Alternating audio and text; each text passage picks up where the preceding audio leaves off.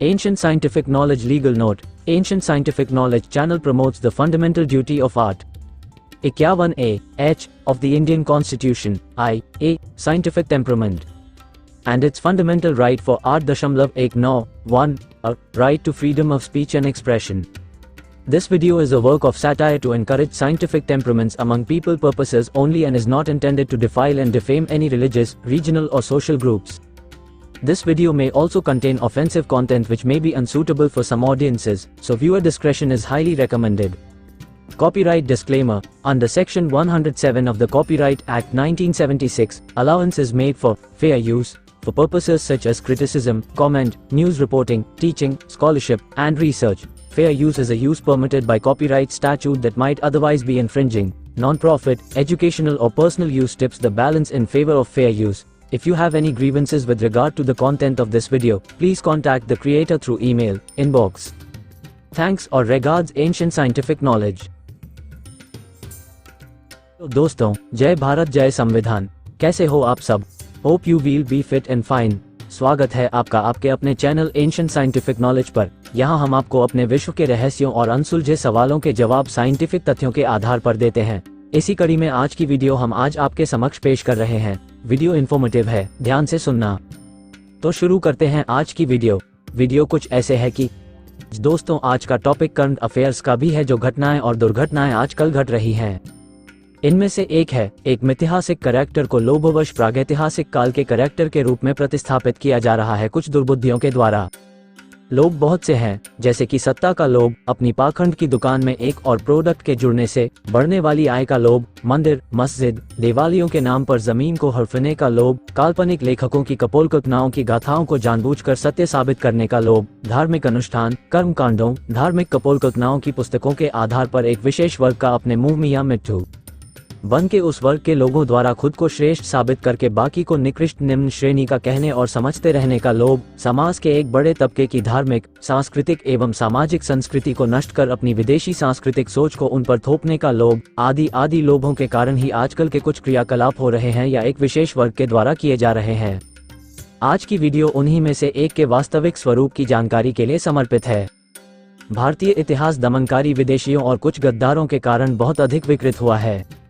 जहां एक और काव्यों, महाकाव्यों जिनके लेखकों का भी या तो आता पता नहीं है या वास्तविक इतिहास में कोई भी पुरातात्विक सबूत नहीं है, उन काव्यों, महाकाव्यों और उनके पात्रों को भी इतिहास बताकर परोसा गया है और आज भी परोसा जा रहा है। धार्मिक भावनाओं के नाम पर सुप्रीम कोर्ट जैसी संस्थाओं जिनको राष्ट्रीय स्तंभ से संबोधित किया जाता है, उससे मनमाने फैसले करवाए जा रहे हैं, जिससे राष्ट्र की छवि घर में और बाहर दोनों जगह धूमिल हो रही है। भारतीय मिथिहास या एक विशेष वर्ग के अनुसार इतिहास के एक ऐसे ही पात्र की जानकारी आज हम इस वीडियो के माध्यम से उनकी की उन ऐतिहासिक पुस्तकों से सबूतों के साथ दे रहे हैं। ज्यादा समय न वेस्ट करते हुए हम पात्र का नाम रिवील करते हैं। पात्र का नाम है राम। आज हम उनसे जुड़ी हुई एक विशेष जानकारी आपके समक्ष प्रस्तुत कर रहे हैं। दोस्तों, क्या आप जानते हैं, एक चिर परिचित महाकाव्यकार जिनका इतिहास में एक भी सबूत नहीं मिलता, केवल कागजी गपोरों को छोड़कर, उस कागजी चिरपरिचित वाल्मीकि की महाकाव्य रचना वाल्मीकि रामायण के एक पात्र राम का वर्ण क्या है?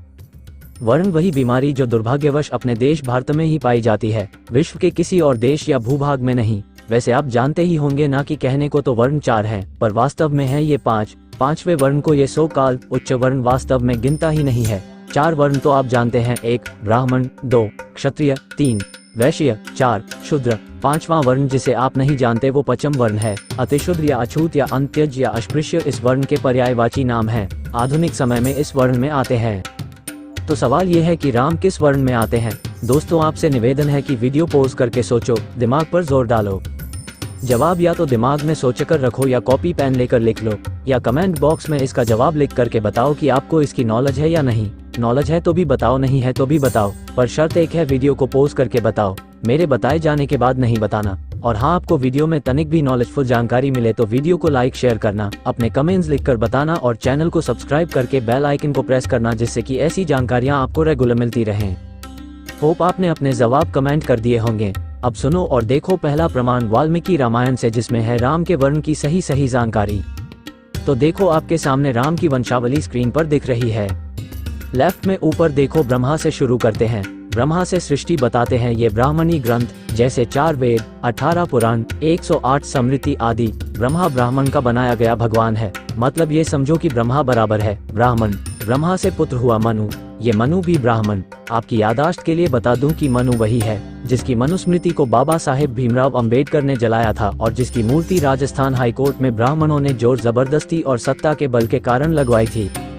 चलो अब बात आगे की, तो मनु ब्राह्मण को ऐच्छिक, उससे पैदा हुआ इक्ष्वाकु। तो इक्ष्वाकु क्या हुआ भाई? लाजमी सी बात है, ब्राह्मण। इक्ष्वाकु के कुल में हुआ दशरथ, मतलब दशरथ भी ब्राह्मण हुआ। दशरथ का बेटा राम, तो राम का वर्ण क्या हुआ? सोचो सोचो सोचो, सोच लिया क्या भाई? सीधी सी बात, राम भी हुआ ब्राह्मण। अब दूसरा सबूत लो जी राम के ब्राह्मण होने का। तो चलो देखते हैं। एरोड वेंकट रामासामी पेरियार 17 सितंबर 1879 से 24 दिसंबर 1973, जिन्हें पेरियार तमिल में अर्थ सम्मानित व्यक्ति नाम से भी जाना जाता था, दक्षिण भारत के प्रमुख नेता और डीएमके के जनक ईवी रामास्वामी यानी पेरियार। वो तमिल राष्ट्रवादी राजनेता और सामाजिक कार्यकर्ता थे। उनके प्रशंसक उन्हें सम्मान देते हुए पेरियार कहते थे। पेरियार का मतलब है पवित्र आत्मा या सम्मानित व्यक्ति। उन्होंने आत्मा सम्मान आंदोलन या द्रविड़ आंदोलन शुरू किया, जस्टिस पार्टी बनाई, जो बाद में जाकर द्रविड़ कड़गम हो गई। उन्हें एशिया का सुकरात भी कहा जाता था। उनकी लिखित पुस्तक रामायण पाथीरंगल, उत्तर भारत के पेरियार कहे जाने वाले श्री ललई सिंह यादव या यूं कहें कि परिवार ललई सिंह यादव की पुस्तक सच्ची रामायण, जिस पर उत्तर प्रदेश की सरकार के द्वारा प्रतिबंध लगा, फिर कोर्ट में केस चला, वहां से जीत हुई, फिर सुप्रीम कोर्ट में केस लगा, वहां से जीत हुई, तब जाकर कहीं केसों से जीतने के बाद ये पुस्तक समाज में पढ़ने के लिए उपलब्ध हो सकी। और वाल्मीकि रामायण बालकांड के चैप्टर 14 में, जिसमें तो जी राजा दशरथ की उम्र हो गई थी 60,000 वर्ष। उसको पुत्र की लालसा थी जो इस उम्र तक भी पूरी नहीं हुई थी। तो दशरथ ने करवाया पुत्रेष्टि यज्ञ, जिसमें अश्वमेध यज्ञ भी होता है। उसमें होता क्या है कि जो जजमान होता है, उसकी गृहिणी कहो, भार्या कहो या पत्नी, उनको उस यज्ञ के घोड़े के साथ खालिस्तान खालिस्तान खालिस्तान ... करना होता है। फिर रात को उन्हीं गृहिणियों को तलवार के साथ उस अश्व या घोड़े का वध करके रात भर उस मृत घोड़े के साथ नग्न अवस्था में सोना होता है। इस बीच मंत्र चैंटिंग चलती रहती है बाहर बैठे ब्राह्मणों के द्वारा। फिर सुबह उस घोड़े को यज्ञ की अग्नि में जलाया जाता है या कहें कि पकाया जाता है। फिर उस पके हुए अश्व को प्रसाद स्वरूप बांट बांट के खाया जाता है। ये विषय अपना नहीं है, पर आप अभी समझो ये सब दशरथ की रानियों ने भी किया। अब यहाँ बुद्धिजीवियों के अनुसार एक और पात्र या ब्राह्मणवादियों के अनुसार एक और देव की एंट्री होती है। वो यज्ञ के कुंड से अवतरित होता है। उसके हाथ में एक सोने का पात्र होता है, उसमें खीर होती है। वो खीर तीनों रानियों में बांटी जाती है। तत्पश्चात 3 अलग अलग ब्राह्मणों की ड्यूटी लगाई जाती है, एक और सीक्रेट काम के लिए है, और उस सीक्रेट काम का नाम है नियोग। वाल्मीकि रामायण में तीनों ब्राह्मणों के नाम भी दिए गए हैं, जो कि रानियों के साथ नियोग, मतलब आज के बुद्धिजीवियों या यूं कहें साइंस जीवियों के अनुसार एक ब्याहता का अपने पति के अलावा पर पुरुष के साथ किया गया व्यभिचार।